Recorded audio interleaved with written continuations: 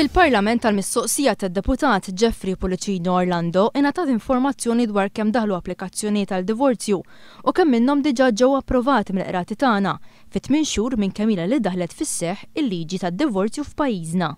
F'Malta minn 491 applikazzjoni li daħlu għal-divorzju medja ta' 2 applikazzjonijiet kuljum, fil-maġġor parti 346 każ kienu jinvolvu koppji legalment separati fejn it-talba saret minn parti waħda biss.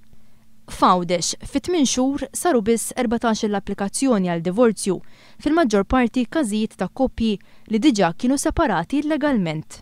Fit-8 xhur f'Malta ġew approvati 222 divorzju, filwaqt li f'Għawdex kienu 12, total ta' 234 divorzju. Qabel ma daħlet il-liġi tad-divorzju f'pajjiżna kienu jiġu rikonoxxuti medja ta' 40 każ ta' divorzju li jkunu ingħataw barra minn xtutna. Il-liġi tad-divorzju daħlet f'pajjiżna b'referendum sena ilu bil-maġġoranza tal-elettorat 53% tivvota iva. Meta l-liġi tresqet quddiem il-Parlament tal-approvazzjoni il-Prim Ministru Lorenz Gunzi kien ivvota kontra li f'pajjiżna jidħol id-divorzju.